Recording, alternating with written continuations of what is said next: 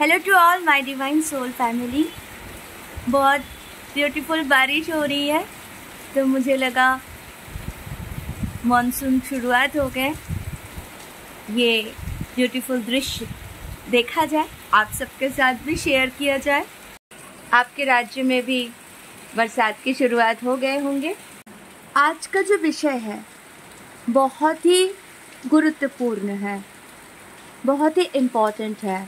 Sister ने सवाल भी किया था कि डीएम को किसी और के साथ शेयर करना अच्छा नहीं लगता, असहनीय हो जाते हैं, है ना। अपने प्यार को किसी और के साथ नहीं बांट सकते हैं, जाहिर सी बात है। मुझे भी यही फीलिंग था, सोच भी नहीं सकती थी। फिर जब लगा कोई ऑप्शन नहीं है, ही इज़ मैरिड, तो असहनीय करने का मतलब ही नहीं है, खुद को हटा लेना ही बेटर था। तो मैं तो धीरे धीरे हट गई थी। लेकिन आज जब पता चला कि हम एक है, कर्मा बैगेज क्लियर कर रहे हैं, ये सारे गलतफहमी दूर हुए, फिर धीरे धीरे सारी चीज़ें समझ में आया। तो ये बात तो मुझे बहुत ही खटकती थी कि कैसे, मतलब क्यों किसी और के साथ वो रहेंगे, वो किसी और के साथ है, कैसे एक्सेप्ट कर पाएंगे। नहीं हो सकता, मुझसे भी नहीं होगा। मैं अकेली रह लूँगी, लेकिन कभी भी अपने डीएम के साथ, किसी और के साथ अपने डीएम को शेयर नहीं कर सकती। प्यार के मामलों में ये फीलिंग तो था। जब शुरू में ये जर्नी में थी तो सखा कृष्ण को पूछने लगी कि आपने क्यों नहीं शादी किया श्री राधे से। तो सखा का जवाब था खुद से शादी कर लेता। फिर धीरे धीरे क्यूरियोसिटी थी, आगे बढ़ती गई, सोचते गए।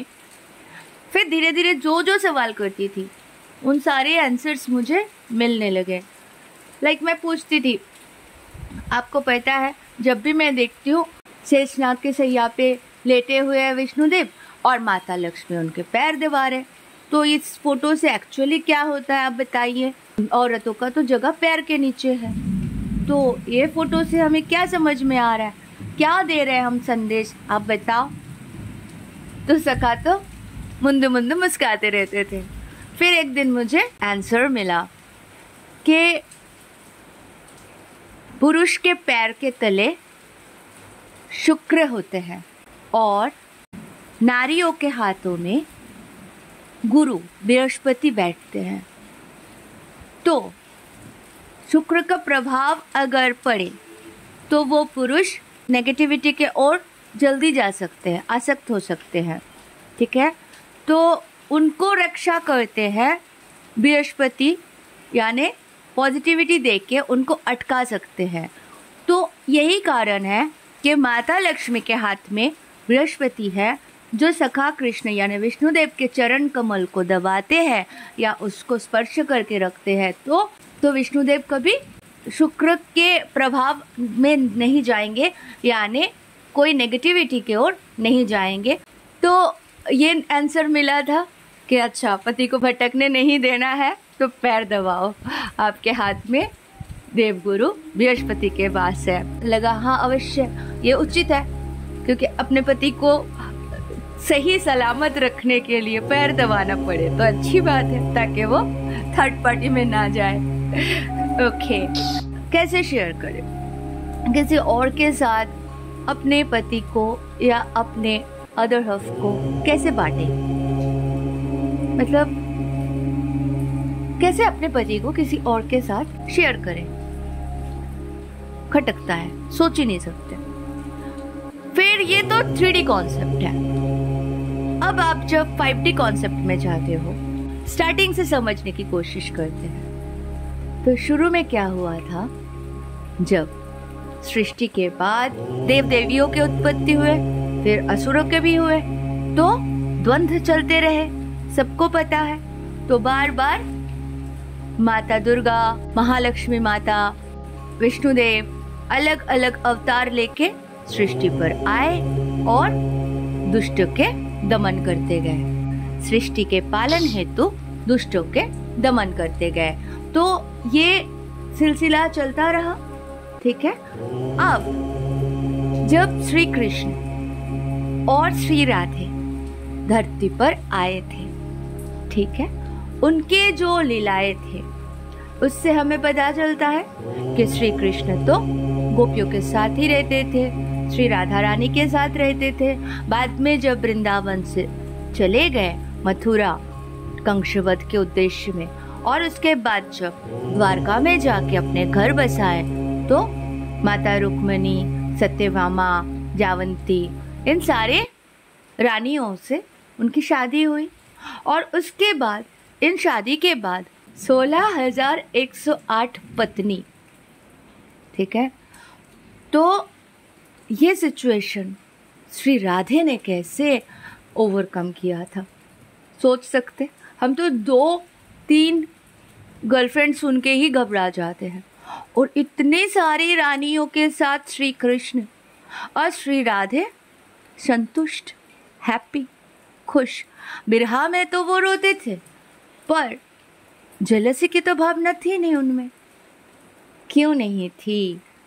सबसे बड़ी पॉइंट है, हमें जानना होगा कि ये सृष्टि के शुरुआत हुए थे तो डिवाइन एनर्जी से, तो हम सब में डिवाइन एनर्जी होते हैं। श्री राधे श्री कृष्ण की एनर्जी होते हैं, शिव शक्ति के एनर्जी होते हैं, यानी परमात्मा के एनर्जी होते हैं। जब अलग अलग लोगों के अलग अलग कर्म होते हैं, अलग अलग कर्म द्वारा लोग अपने आप को उच्च स्तरीय आत्मा या निम्न स्तरीय आत्मा में कन्वर्ट करते हैं, ठीक है। तो जैसे आप अच्छे अच्छे कर्म करते हो, अच्छे चीज़ें करते हो लाइफ में, ध्यान, सेवा, ठीक है, भक्ति, प्रेम, इस मार्ग में रहते हो, तो आप क्या होते हो? उच्च स्तरीय आत्मा बनते जाते हो। तो जो आपके अंदर माता लक्ष्मी एसेंस था वो और पावरफुल होने लगते हैं, आप डिवाइन से कनेक्ट हो जाते हो, ठीक है। और जो निम्न स्तरीय आत्मा है वो नेगेटिविटी को और अट्रैक्ट करते हैं और वो और नीचे की ओर जाने लगते हैं, स्तर, कॉन्शियसनेस लेवल, ठीक है, ऐसे डाउन हो जाते हैं। अब समझना ये है कि सृष्टि तो परमात्मा से है, हर कोई परमात्मा के अंश से है। तो परमात्मा यानी विष्णुदेव, परमात्मा यानी सखा कृष्ण के अंश से, यानी उनके आह्लादिनी शक्ति, उनके प्योर लव से बनी थी श्री राधे। वही है महालक्ष्मी। तो महालक्ष्मी के अवतार सेल्फ श्री राधे बन के धरती पर आए, ठीक है। तो माँ महालक्ष्मी, अब महालक्ष्मी श्री राधे थे।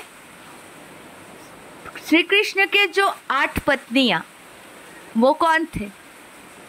रुक्मिणी, सत्यभामा, जावंती, ये सारे अष्टलक्ष्मी के अंश थे। द्वारकाधीश को जो जो कार्य करना था उनको उस जन्म में उस कार्य के लिए महालक्ष्मी और अष्टलक्ष्मियों की ज़रूरत थे। तो सबके सब आए थे श्री कृष्ण को मदद करने, बैगेजेस क्लियर करने, और उनके भी कहीं ना कहीं इच्छाएं थे परमात्मा के पत्नी बनने की। तो वो अवतार सेल्फ लेके परमात्मा के पत्नी का जो लीला, जो इच्छा, वो भी निभाए। अब बात करते हैं हम 16,108 पत्नी। तो एक असुर थे, ठीक है। जैसे हम जानते हैं नेगेटिविटी क्या करते हैं, उनको सरवाइव करने के लिए उनको पॉजिटिविटी चाहिए। तो उनको पॉजिटिविटी कहाँ से मिलते हैं? माता लक्ष्मी के एसेंस, नारियों के अंदर माता लक्ष्मी के एसेंस अच्छे से होते हैं। डिवाइन फेमिनाइन्स के अंदर माता लक्ष्मी एसेंस बहुत पावरफुल तरीके से होते हैं। इसलिए डिवाइन फेमिनाइन्स जो होते हैं उनको अगर फंसा दिया जाए, कार्मिक में मैनिपुलेशन में डाल के अलग ही रास्ते में रखा जाए, ठीक है, उनके साथ अगर कार्मिक्स की शादी हो जाती है या उनका रिलेशनशिप किसी एनर्जी वैम्पायर से हो जाते हैं, तो वो क्या करते हैं, वो इसके सारे पॉजिटिव एनर्जीज शक कर लेते हैं। तो जो माता लक्ष्मी एसेंस है, जो सोल के गिफ्ट्स है, वो सब उनको मिल जाते हैं और वो नेगेटिव एंटिटीज़ को सरवाइव करना आसान हो जाता है। तो इसीलिए ये चलता था। ये चलता है तो सदियों से चलता था। तो एक असुर ने क्या किया, उसको पॉजिटिविटी चाहिए था, तो वो क्या करते थे, नए जो शादीशुदा कपल होते थे उन कपल में क्या करते थे, जो लेडी होती थी न्यू मैरिड कपल में जो लेडी होती थी उसको किडनैप कर लेते थे, उनको लेके एक दूसरे लोक बनाए हुए थे, उनका एक डायमेंशन था, उसमें लेके चले जाते थे। लड़के को या तो मार देते थे या तो फेंक देते थे। ऐसे करके वो हजारों लड़कियों को किडनैप करने लगे। न्यूली मैरिड जिसकी शादी होती, सुहागरात होने से पहले वो ले जाते थे, उसको सुहागरात करना था, उसको शादी करना था फिर से उन सब से। ये था उस असुर का इंटेंशन। तो ऐसे करते करते वो 16,000 तक पहुंच जाते हैं। तो ये तो पाप था, अनर्थ था। और ये सारे माताएं कौन थे, माता लक्ष्मी के एसेंस वाले डिवाइन फेमिनाइंस थे सारे, ठीक है। ये डिवाइन फेमिनाइंस जो थे, इनके अंदर से वो असुर को एसेंस चुराना था, तो वो कार्य में लगे हुए थे। अब उनको उद्धार नहीं करते तो क्या होता, माता लक्ष्मी के एसेंस अगर नेगेटिविटी में चले जाएंगे तो सृष्टि हिलने लगेंगे, सृष्टि के अच्छे कार्य नहीं होंगे, जो नेगेटिव चीज़ें हैं वो पावरफुल होने लगेंगे, और जो देवताएं हैं, जो पॉजिटिविटी है वो कमज़ोर पड़ेंगे। इसलिए नारायण को आना पड़ा था। तो श्री कृष्ण अवतार में उन्होंने क्या किया, माता अष्टलक्ष्मियों के रूप में सत्यभामा, उनको वरदान था, माता सत्यभामा को वरदान था कि वो उस असुर को मार सकती। तो ऐसा कुछ, तो उस कारण से सखा कृष्ण सत्यभामा को लेके उस लोक में पहुंचे, उस असुर के विनाश किए और 16,100 पत्नियों को वो लेके आए। अष्टलक्ष्मी तो थे ही, वो किडनैप किए हुए डिवाइन फेमिनाइंस को मुक्त करके लेके आए, ठीक है। तो वो कौन थे डिवाइन फेमिनाइंस, वो सखा कृष्ण और महालक्ष्मी माता श्री राधे के ही अंश थे, ठीक है। उनके एसेंस कैरी कर रहे थे, तो वो डिवाइन फेमिनाइंस थे। अब उनका क्या होता, कौन शादी करते उनसे, असुर ने लेके गए तो वो तो मतलब समाज में कहीं रहने लायक नहीं है, तो उनके लिए तो आत्महत्या करने जैसी हालत हो जाती। कौन उनका देखभाल करेगा, कहाँ जाएंगे वो। तो जैसे उनके ये सवाल आए तो सखा कृष्ण बोले मैं सबसे शादी कर लूंगा। अब जब उन्होंने सबसे शादी किया, क्यों किए, क्योंकि उन्हीं के तो अंश है सारे, वो नहीं संभालेंगे तो कौन संभालते, ठीक है। तो माता लक्ष्मी के ही स्वरूपिणी है सारे, तो ये सारे लोगों से जो शादी हुई मतलब महालक्ष्मी माता के अंश है सब। तो महालक्ष्मी माता यानी श्री राधे के ही अंश से उन्होंने शादी की है, उन्हीं के एसेंस को बचाने के लिए ये सारे कार्य रचा गया, ठीक है।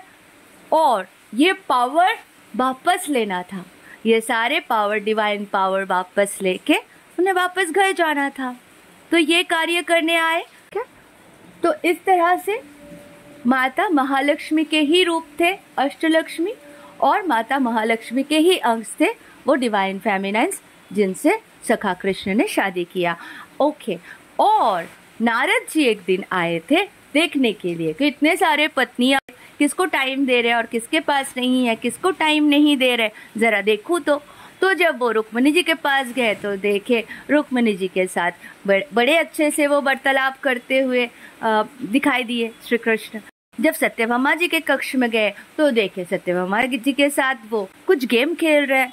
ऐसे जब सबके पास गए तो देखे किसी के साथ बच्चे लेके फैमिली बसा के बैठे हैं, सबके साथ कहीं बातें कर रहे हैं, कहीं खाना खा रहे हैं, कहीं हंसी मजाक कर रहे हैं, हर एक पत्नी के साथ वो है। तो नारद जी तो आश्चर्यचकित हुए, बोले हम जहाँ जा रहे हैं आप तो वहीं है, तो भगवान की लीला। तो इसका मतलब ये है कि नारायण सर्वत्र है, उनके कण से आपके जो डीएम है उनके भीतर कौन है, सखा कृष्ण का ही तो अंश है ना, सखा कृष्ण की ही तो ऊर्जा है।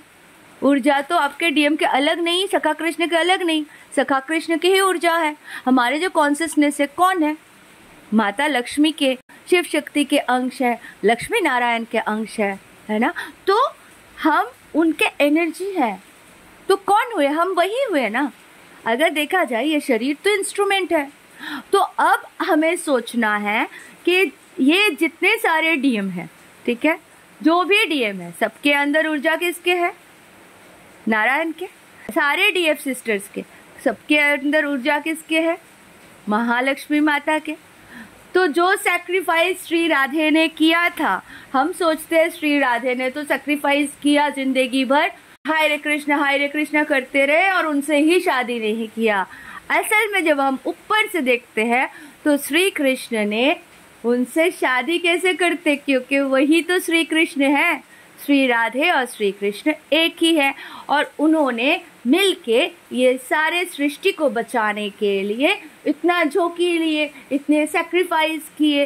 ये उनके लीला थे और असुरों से सृष्टि को रक्षा करने हेतु वो आए हुए थे। तो ये हम हायर पावर से देखते हैं, तब हमें समझ में आते हैं कि वाह, ये तो बहुत ही सही है। तो हम भी अगर अपने आप को 5D सेल्फ से देखें, 5D डायमेंशन में देखें, क्योंकि अनंत कोटि ब्रह्मांड है, सहस्त्र कोटि डायमेंशंस है, ठीक है। तो हम एक है, हम यही शरीर में है, ऐसा नहीं है। हम अनंत है, हमारे अवतार सेल्फ अनंत है, हम सदियों से है ना। क्या पता, हो सकते है उस जन्म में हमने सखा कृष्ण से शादी किया हो डिवाइन फेमिनाइन के रूप में, उस असुर ने हमको भी किडनैप कर रखा है ना। हो सकते हैं हम उनमें से कोई हो, तो नारायण ने बचाया। तो हो सकता है, कुछ भी पॉसिबल है। तो आज हमें समझना है कि जो हमारे डीएम है वो नारायण के अंश है, और जो उनके अदर कार्मिक्स आ रहे, कुछ भी आ रहे, वो भी महालक्ष्मी माता के ही अंश है। और अगर हमारे अंदर महालक्ष्मी माता की ऊर्जा है तो मतलब वो भी हमारे ही अंश हुए। तो सृष्टि के पालन हेतु, ये समस्त ब्रह्मांड के चालना हेतु, मानव कल्याण के कारण हमारे जन्म होते हैं। और हमें समझना है सृष्टि के सही संकल्प को, सही उद्देश्य को, तब जाके हमें समझ में आएगा कि यूनिवर्सल लॉ क्या है, प्रेम क्या है, सखा प्रेम क्या है, परमानंद क्या है। तो ये सारे चीज़ को समझना है। 3D सेल्फ में जब हम सोचते हैं वो अलग, ये अलग, तब जाके हमें तकलीफ होती है। वननेस को हम समझते ही नहीं है ना। तो यहाँ पे वननेस क्या है? महालक्ष्मी माता के ही रूप है अष्टलक्ष्मी माता, और अष्टलक्ष्मी माता से भी बहुत सारे डिवाइन फेमिनाइंस के सृष्टि हुए, ठीक है, उनके कॉन्शियसनेस से। तो हुए किसके? अल्टीमेटली श्री राधे के, महालक्ष्मी माता श्री राधे। तो इसीलिए ये है वननेस। वहाँ से अगर हम सोच पाते हैं, ये इतना आसान नहीं है। इस लेवल तक समझने के लिए, सोचने के लिए मुझे तो 2.5-3 साल लगा। लगातार मैं पूछती थी सखा कृष्ण से, और वो धीरे धीरे मुझे जवाब दिए। जब मुझे सारे चीज़ें क्लियर हुए, आज मैं आप सबसे शेयर कर पा रही हूँ। तो आप विचार करें और अच्छे से अपने लाइफ में इन सारे चीज़ों की इम्प्लीमेंट कीजिए।